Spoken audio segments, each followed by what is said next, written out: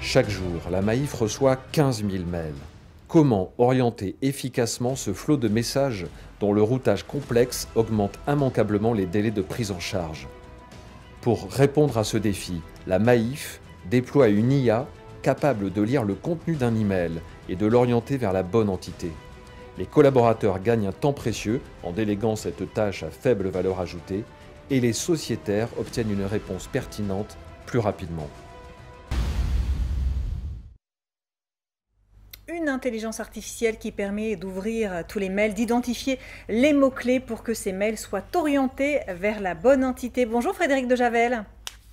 Bonjour. Merci d'être avec nous. Vous êtes manager data à la Data Factory de la Maïf. À mes côtés à nouveau Mathilde Hervieux de NetExplo.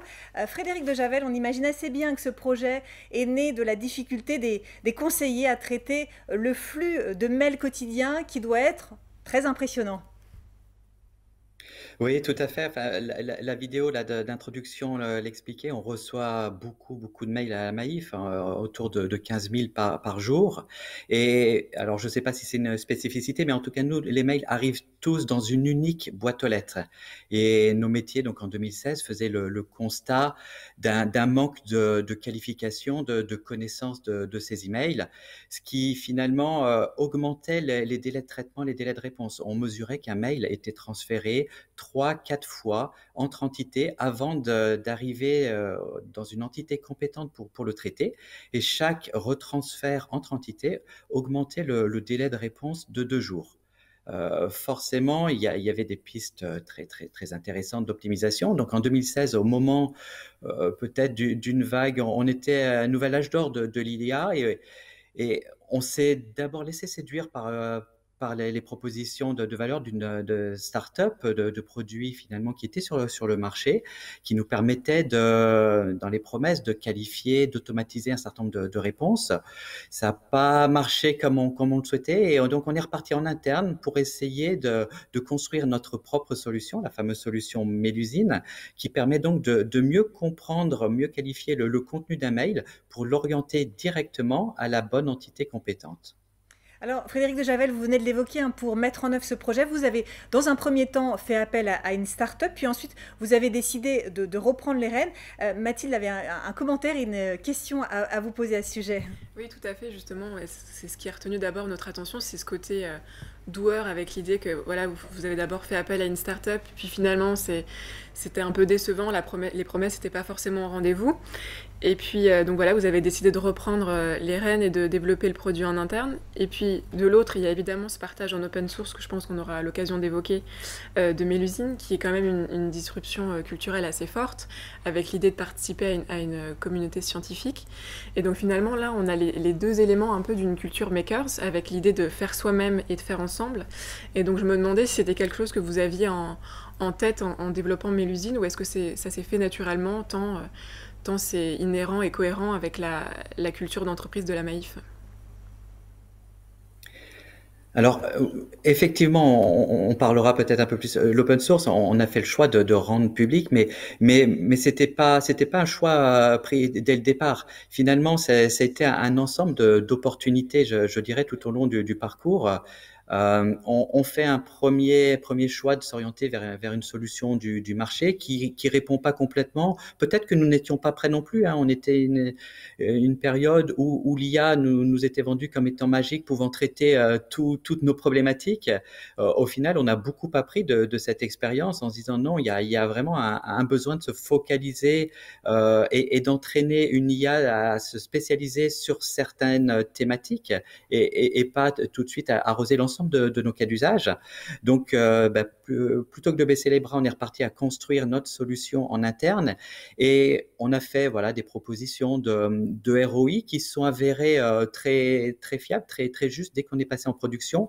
Et c'est à ce moment-là qu'on s'est dit, on a une solution qui est éprouvée, qui donne satisfaction, qui est très performante. Effectivement, c'est dans la culture Maïf, dans notre ADN, de pouvoir donc développer nos solutions pour les maîtriser, mais également pour en diffuser certains en open source et créer un cercle vertueux autour de ces nouvelles technologies. Et c'est donc à ce moment-là, on s'est dit, on pourrait rentrer aussi dans cet écosystème et libérer Mélusine en open source. Donc c'est vraiment venu. Il y a eu pas mal de débats même en interne en se disant Maïf a à cœur d'entretenir, d'avoir une qualité relation avec nos sociétaires très très forte.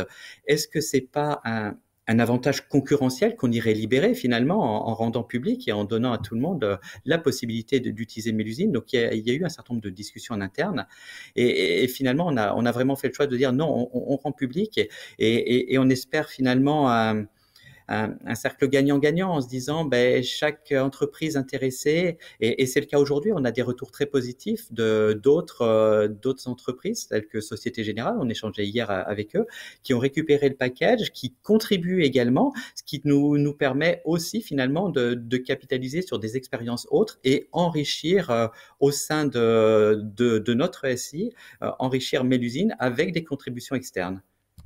Des débats en interne, peut-être des réticences. Est-ce que cela a été difficile de faire adhérer les équipes à ce projet? Faire adhérer les équipes open source, je dirais que non. Ce qui était peut-être plus difficile, c'est que rendre public, c'est un petit surcoût. Hein, quand on va faire un développement qui doit être exposé à tous, il faut être très très vigilant sur sur le contenu du code qu'on va libérer, pas de données sensibles, absolument pas de données entreprises, donc des contraintes un peu plus fortes, un peu plus de contraintes aussi au niveau de la documentation du projet pour permettre à chacun de s'approprier.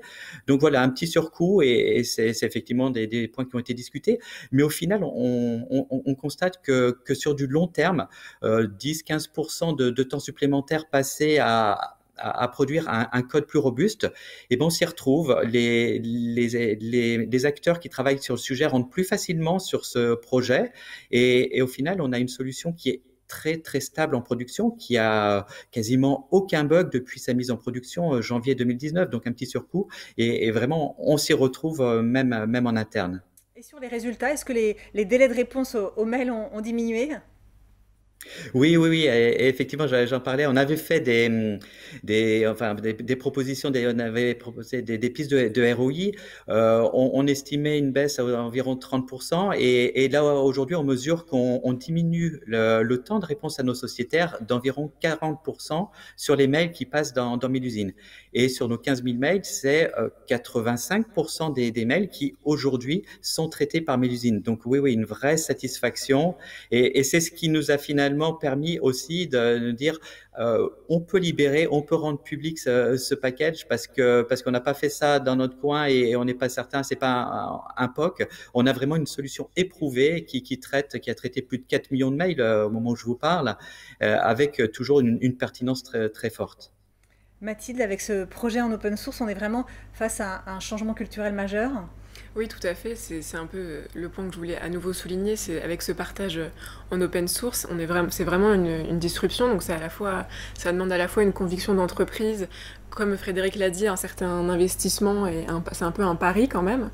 Et à la fois, là encore, c'est pas gratuit, ça va vraiment venir servir à la fois la réussite du projet et aussi l'entreprise dans ses enjeux plus globaux, puisque, comme on l'a dit, ça permet à la fois d'améliorer le code, tout simplement. Ça permet aussi de s'inscrire dans une communauté scientifique et aussi de travailler la marque employeur de la Maïf auprès des développeurs, dont on sait que c'est quand même une population assez difficile parfois à capter pour les entreprises. Et puis c'est aussi un réel effort de transparence, puisque en tout cas en théorie, n'importe qui peut venir jeter un œil au code. Et donc voilà, donc c'est à la fois une forte conviction, un investissement, mais c'est aussi, comme Frédéric le disait, une stratégie win-win pour la Maïf. Frédéric de Javel, je vous propose que l'on écoute maintenant François Desnoyers, l'un des membres du jury, qui a remarqué votre projet pour plusieurs raisons, et il vous pose également une question. Bonjour, je suis François Desnoyers, je suis le Chief Digital Officer de Safran Landing Systems. J'ai particulièrement apprécié le projet Mélusine de Maïf pour 3 raisons. D'abord, il s'agit d'un développement interne. Et je trouve ça très bien parce que le digital, c'est une affaire de doueurs. Ensuite, c'est un projet qui s'attaque à quelque chose qui coule littéralement dans les veines de nos organisations, les emails. Et donc, tout projet qui vise à transformer la manière dont on appréhende ces flux d'informations me paraît extrêmement transformant. Et puis enfin, c'est une démarche qui est complètement open sourcée, qui est là pour nous rappeler que le digital, c'est aussi une affaire de partage. Donc merci Maïf, bravo, et faites tous comme moi, votez Mélusine. Et j'ai une question enfin pour les équipes de Mélusine. Avez-vous, dans cette logique d'open source, déjà commencé à supporter des organisations dans l'appropriation de votre code ? Frédéric de Javel, je vous répète la question. Dans cette logique d'open source, est-ce que vous avez déjà commencé à accompagner d'autres entreprises dans le déploiement de l'algorithme dans leur propre organisation ? Oui, tout à fait. J'en ai parlé très très rapidement juste avant. Effectivement, ça prend un certain temps à partir du moment où on libère la solution, où on commence à communiquer. Il faut attendre plusieurs mois avant d'avoir des retours. Les premiers retours qu'on a eus, c'est des lead data scientists de différentes entreprises, différents établissements bancaires, par exemple, qui nous ont félicité en disant qu'il y avait une qualité du code très très impressionnante. Donc, ça nous a rassurés, mais voilà, on en est resté là. Puis au bout de quelques mois, on a eu d'autres sollicitations et je vous disais, aujourd'hui, on a quelques grands groupes qui nous ont approchés, on les a accompagnés. Donc voilà, on y passe 1 ou 2 jours pour permettre à leurs équipes data science de s'approprier le sujet. Ils le testent dans leur environnement et hier, donc voilà, avec Société Générale, par exemple, on avait un échange très, très pertinent et on participait à une table ronde et ils nous disaient qu'ils utilisaient Mélusine qui leur apportait effectivement aussi beaucoup dans leur process optimisation mail et que il souhaitait l'enrichir également pour vraiment être dans cette stratégie gagnant-gagnant. On a aussi d'autres, peut-être très rapidement, d'autres utilisateurs, même en interne, d'autres directions qui, du coup, via ces communications, ont entendu parler de Mélusine et se sont dit, moi aussi, dans mon SI, j'ai des données textuelles, des comptes rendus d'expertise, etc. Et finalement, on s'aperçoit que Mélusine, cette brique open source, s'applique très, très bien aussi sur d'autres données autres que les mails. Et donc, on est en train d'enclencher un certain nombre de projets en interne groupe Maïf. Mathilde, une question? Non, c'était sensiblement la même. C'était sensiblement la même. On n'a pas évoqué dans la mise en œuvre de ce projet, Frédéric de Javel, parfois les bonnes surprises que l'on peut trouver dans cette mise en œuvre. Est-ce qu'il y en a eu pour vous? Je dirais les bonnes surprises, c'est déjà une fierté de tous les acteurs qui ont travaillé sur le projet Mélusine et en particulier les acteurs métiers qui se sont impliqués vraiment très fortement, qui étaient très très fiers de participer à la construction de ce type de solution. Donc ils ont joué vraiment le jeu. Il y avait une petite inquiétude à une époque où on se dit est-ce que l'IA va finalement me prendre mon travail, hein, pour faire simple. Est-ce qu'aller chercher à automatiser un certain nombre de tâches risque d'avoir un impact plutôt négatif sur mon travail. Au contraire, ils ont joué le jeu et ils étaient même demandeurs d'aller plus loin en se disant il y a beaucoup de tâches à très faible valeur ajoutée qu'on pourrait automatiser, ce qui nous permettra, nous métiers, de pouvoir nous concentrer beaucoup plus sur des tâches sur lesquelles on a une vraie expertise à apporter, sur lesquelles il y a vraiment un travail de fond. Donc vraiment la bonne surprise, elle est venue, je dirais, des métiers qui sont vraiment intéressés. On a enclenché un certain nombre de conférences pour acculturer l'ensemble de nos conseillers gestionnaires sur ces technologies d'IA pour démystifier un peu l'intelligence artificielle. On a eu beaucoup de demandes de participation à ces conférences et des questions très, très pertinentes. Donc vraiment, voilà, je pense que s'il faut retenir un point positif, c'est celui-là, la fierté des métiers pour nous aider à construire cette belle solution.